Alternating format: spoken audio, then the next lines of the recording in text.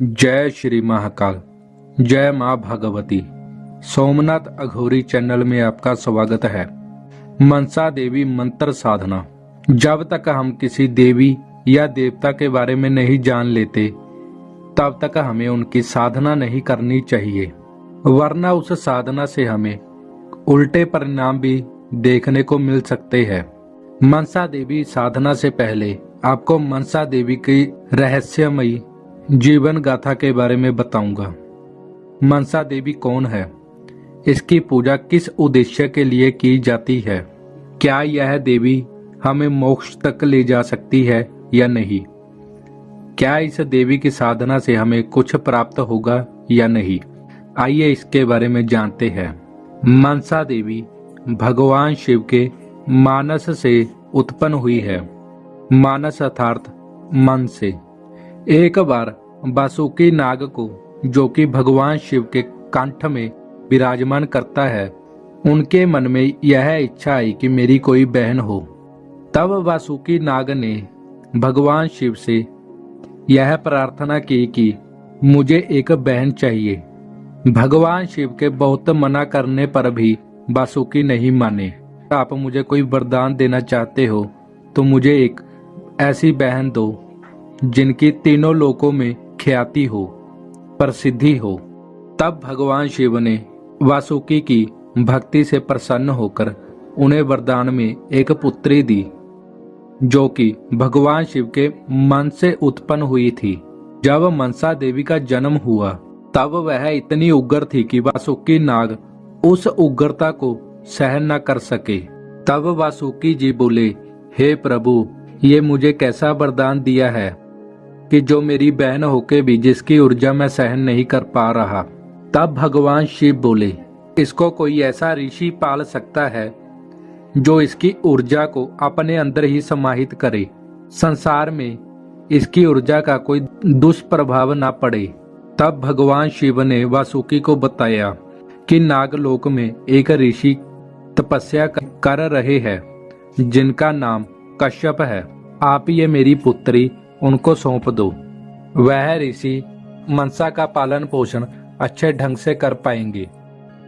जैसे जैसे जीवन व्यतीत होता गया वैसे वैसे ऋषि की मृत्यु पास आती गई, क्योंकि ऋषि ने एक वरदान मांगा था कि मेरी मृत्यु आपकी ऊर्जा से हो और मुझे मोक्ष की प्राप्ति हो। जब ऋषि की मृत्यु होने वाली थी तब वह भगवान शिव को याद कर रहे थे और यह दृश्य मनसा अपनी आंखों से देख रही थी। तब भगवान शिव ने अदृश्य रूप में ऋषि को दर्शन दिए और मोक्ष प्रदान किया, लेकिन मनसा देवी को इस बात का ज्ञान नहीं था, ना ही भगवान शिव मनसा के आगे आए। तब मनसा देवी के मन में इतनी ज्यादा नकारात्मक शक्ति हावी हो गई, भगवान शिव को ही अपना शत्रु मान लिया। मनसा देवी के मन में यह विचार था कि मेरे पिता ऋषि ने भगवान शिव की इतनी तपस्या की, इतनी साधना की, अपना जीवन उनको समर्पित कर दिया, लेकिन भगवान शिव ने मेरे पिता को दुनिया से जाते समय भी दर्शन नहीं दिए। तब मनसा देवी के मन में एक और विचार यह भी आया कि अब वो संसार में भगवान शिव की पूजा नहीं होने देगी। भगवान शिव ही क्यों, पूरे शिव परिवार की पूजा नहीं होने देगी। मनसा देवी ने कई लोगों पर अत्याचार किए ताकि वो मनसा देवी के भय से शिव की पूजा ना करे।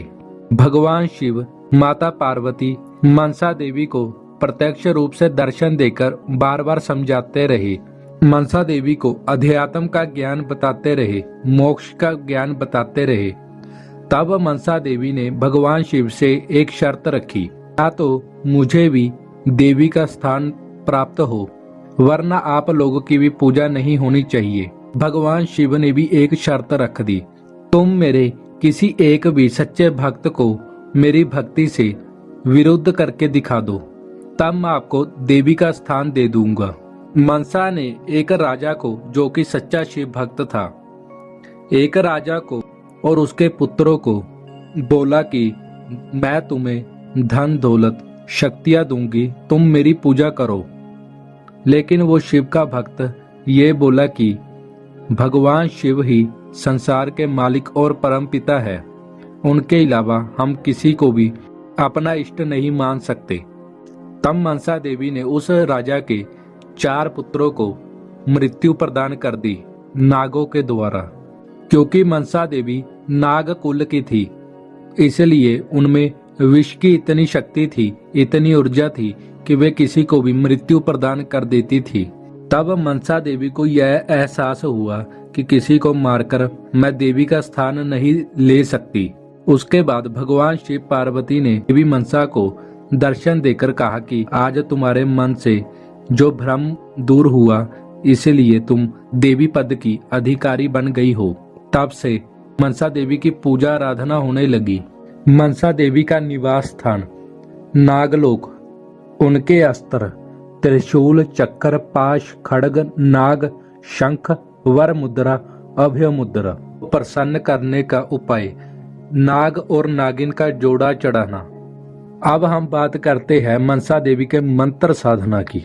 मंत्र ओम ह्रीम श्रीम क्लीम ऐम मनसा देव्यै नमः। साधना शुरू करने से पहले मनसा देवी को पंचमेवों का भोग लगाए। उनसे प्रार्थना करें कि हम आपकी साधना करने जा रहे हैं, हमारी यह इच्छा पूर्ण करें। जो मंत्र आपको बताया है 1.25 महीने तक उसका जाप करें ध्यान माध्यम के द्वारा।